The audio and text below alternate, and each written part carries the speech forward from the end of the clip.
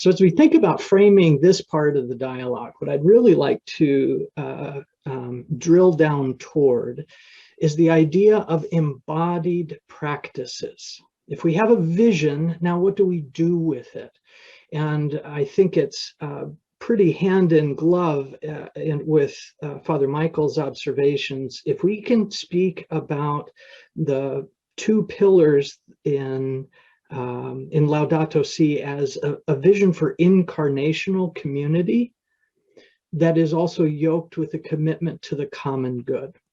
So what I'd like to do with our time is try to introduce the collection of practices we might think about under the banner of four kinds, each of which are embodying that incarnational community and are fostering that sense of common good. We want to identify those examples of practices in our own lives. We come together as people committed to Benedictine values, familiar with Benedictine practices. So to borrow Pope Francis's language of integral and interconnected, where do we see those integral practices already present in our lives? And then on the winds of Father Michael's vision and encouragement to us to receive this beautiful vision of creation, how can we commit to begin again to practices, particularly with something we'll call a keystone practice by the end of our conversation, and with the help of Christ in the good spirit of the prologue. One of my colleagues and friends said as this pandemic began that finally those of us living the privileged lives we do in North America are participating in the suffering of the world. These are the moments of difficult time, of living in complexity and paradox and great challenge, when it's about so much more than just a little ice on our sidewalks. Into this reality, Pope Francis writes, "Care for our common home." Into this reality, he casts a vision for incarnational community and a call to create, to co-create the common good.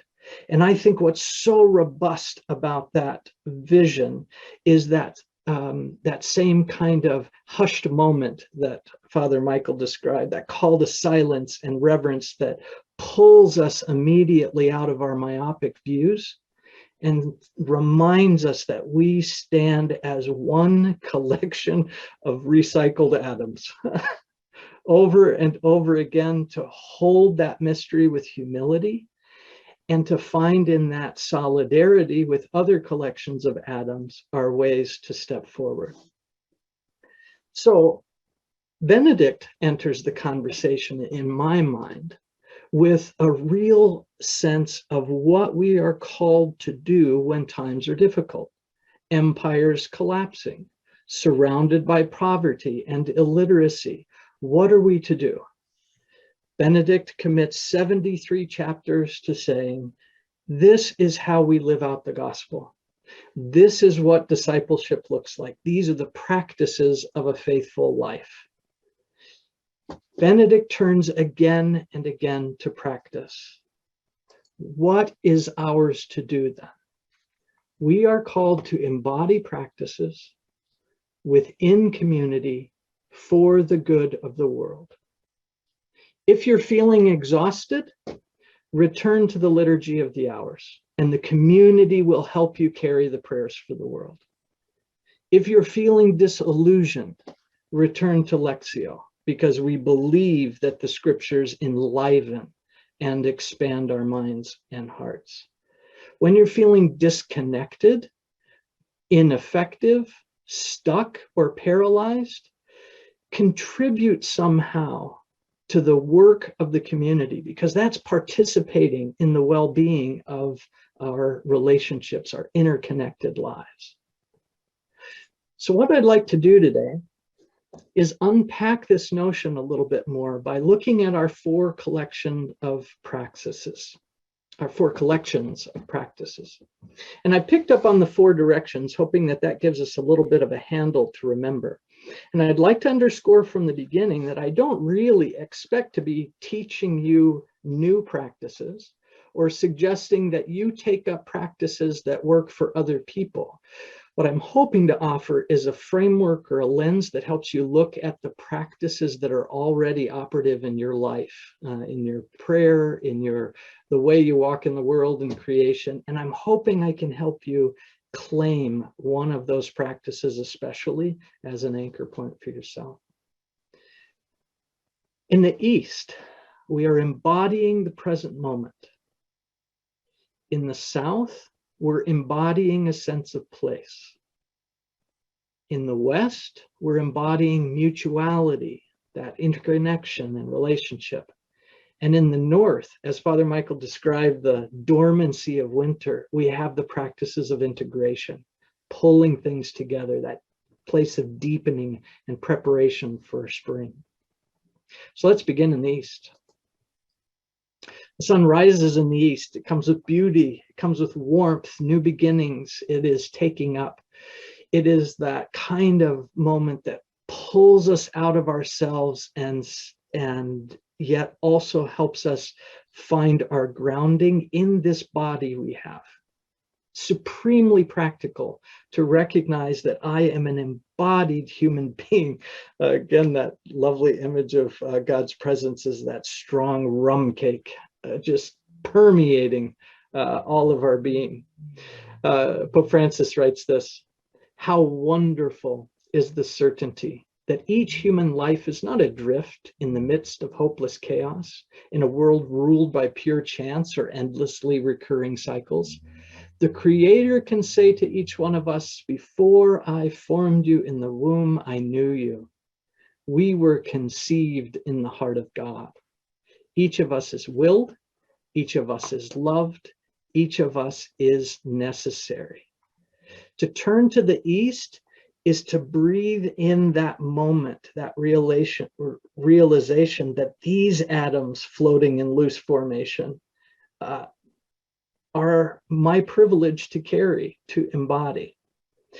Benedict has a similar kind of attention to the body of the human person, the practicality of the moment. In chapter 34, he talks about the distribution of goods according to a member's needs.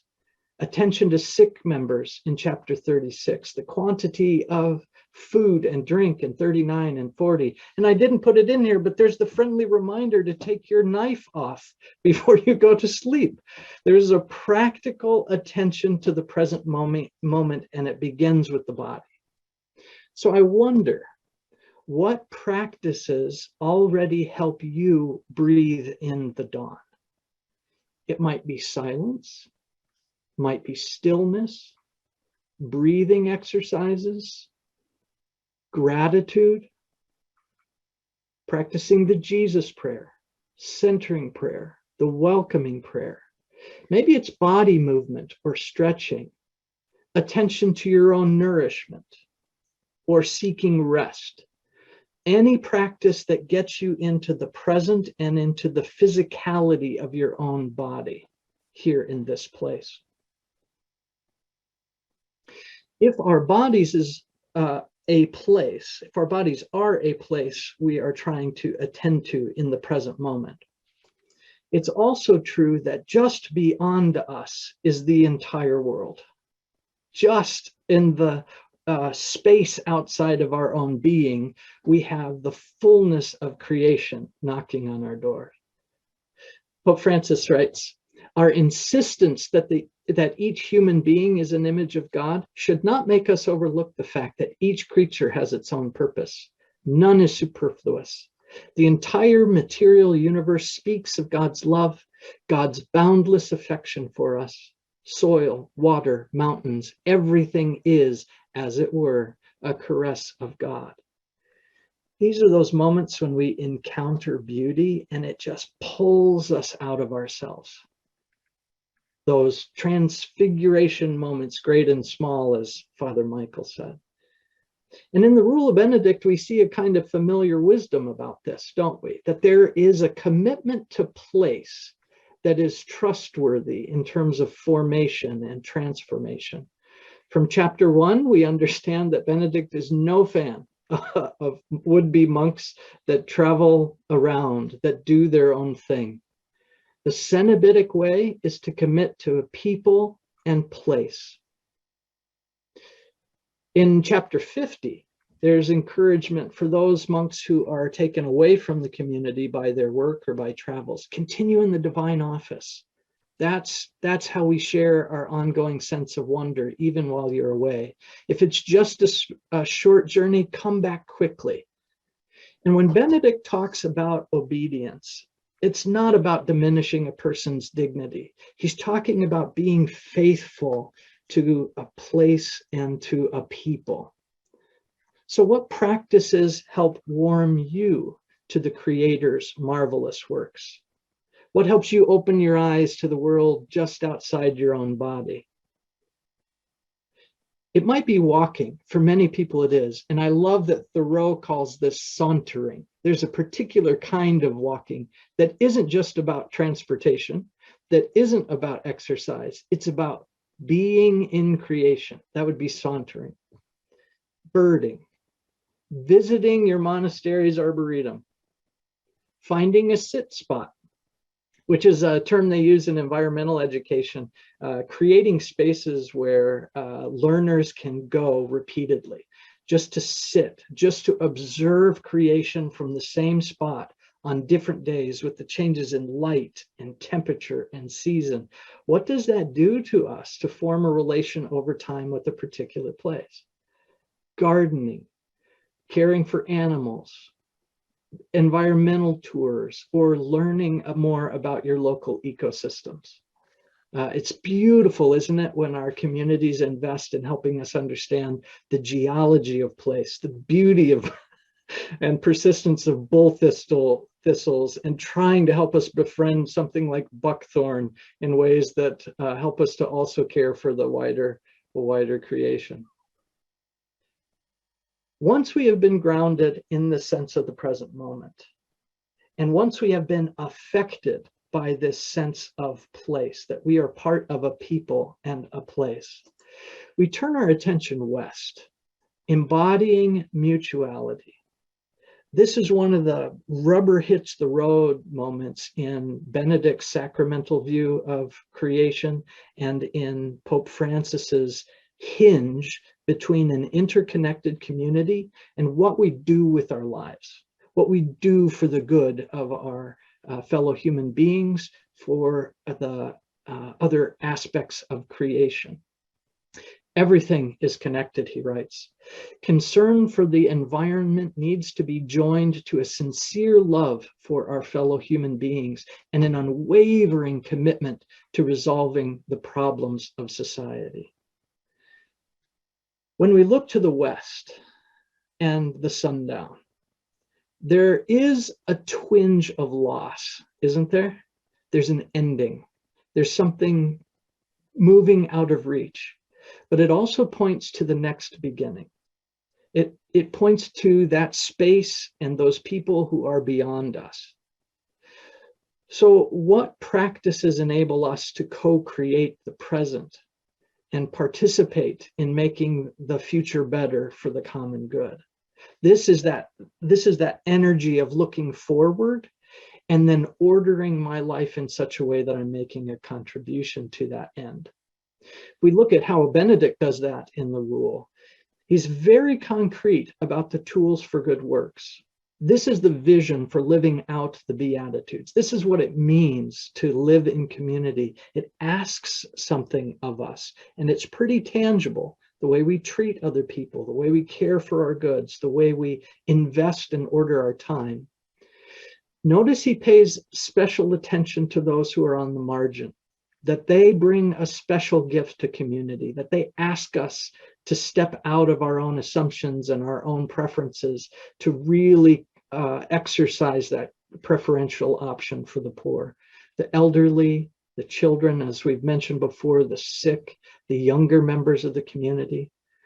And in chapter 48, he's very specific about the time commitment arranged for daily manual labor, that's an important part of our life together. It's an essential aspect of our spiritual lives, that we would somehow use these physical bodies to contribute to our own well-being, to grow our food, to care for our spaces, to create things, to make the world a better place.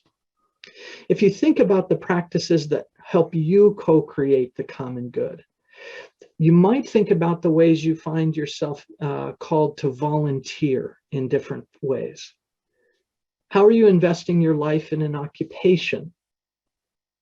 How do you offer pastoral care or provide caregiving for a family member or a friend? Exercising manual labor. For the artisans of the monastery, the making, the creating. How are you caring for your home and your spaces? How do you invest in philanthropy or exercise environmental stewardship? Maybe it's managing bull thistles and buckthorn. Maybe it's protecting our waterways. It could be advocacy for others. And this week I read an article in the New York Times about Farhana Yamin, who is one of the architects of the Paris Climate Agreement. And she said everyone should have activist on their CV or their resume, right? Everyone should have activist on there. To look west is to recognize that I am not my own solitary person. I am an individual within community. I am a member of a larger body. And so my days and my ways are ordered accordingly. Having been to the present, having been in a deeper sense of place, having committed our lives west to the common good, we need the north to embody integration. What meaning do we make of this? What have we experienced, and what am I learning along the way? Pope Francis writes, human beings, while capable of the worst, are also capable of rising above themselves, choosing again what is good, and making a new start, despite their mental and social conditioning. We are able to take an honest look at ourselves, to acknowledge our deep dissatisfaction, and to embark on new paths to authentic freedom. No system can completely suppress our openness to what is good. That's the optimism line again, right? No system can completely suppress our openness to what is good, true, and beautiful, or our God-given ability to respond to God's grace at work deep in our hearts. I don't know about you, but sometimes the work of the West is hard on my optimism. The challenges we face push against our hopes, our optimism, our energy level. We need the practices of the North so that we have time for integration, for restoration, for regrounding in the vision of community and the common good, so that we can get up and return to spring. In the rule, Benedict has a sense of this rhythm, this much needed rhythm. The entire day will be punctuated by prayer. The work that seems so important to you needs to be set down over and over again so that God may be praised, so that we recognize the Creator is the primary creator, and we are co-creating in these few hours and humble contributions we make during the day. When we think about the discipline of psalmody, that our hearts and minds should be in tune with our voices, Benedict knows something about this practice of integration. The weekly reader, the chapter that says there should be reading at meals. We should be recollecting, learning as we go. And in the same chapter as daily labor, chapter 48, you notice also that sacred reading is placed directly next to daily labor with equal importance. There is a balance to this ecosystem of work and reflection. There is an integration and interconnectedness at play in Benedict's vision of how these practices stir together. And then in a masterful stroke, chapter 73, he says, after all these practices, after all this learning, it's just a beginning. Here are some other things that are just around the corner. Here are some other ways that you might consider learning and growing as well. That is Benedict tipping the scale toward the ongoing process of integration, conversatio morum, right? That we have committed to a particular set of practices, to a way of life that we trust to be transformative, that we hope will lead us toward Christ likeness. What practices help you slow down and draw wisdom from all the other directions you've been experiencing? Is it Lectio, Liturgy of the Hours, spiritual direction, journaling, your retreats, time for solitude? Again, some form of making or creating. Maybe it's writing, but those times are just as essential in Benedict's view of the spiritual life as any other aspect of work and time we spend in community. Having visited all these directions, where do we go from here? We have a compass, a veritable compass of practices. What do we do with it? Pope Francis in Laudato Si offers us a Eucharistic vision for the world. In the Eucharist, fullness is already achieved. It is this living center of the universe, the overflowing core of love and of inexhaustible life. Joined to the incarnate Son, present in the Eucharist, the whole cosmos gives thanks to God. Father Michael pointed to this beautifully, didn't he, with that sacramental vision of the world. We are changed. We are brought out of ourselves. We are brought out of our self-directed priorities for life by this vision, by this participation in God's work in the world that is already fullness, that is already creation gathered across time and space. Benedict sees something similar. Father Michael read the story about Benedict's vision. Think about the movements of that vision again. Benedict woke early. That's East. That's being in the present. He woke early to be present to what was before him. He stepped to the window of creation, looked out at that sense of place, and it stirred him. In light of that experience, he calls for Deacon Servandus and wants a witness to the experience.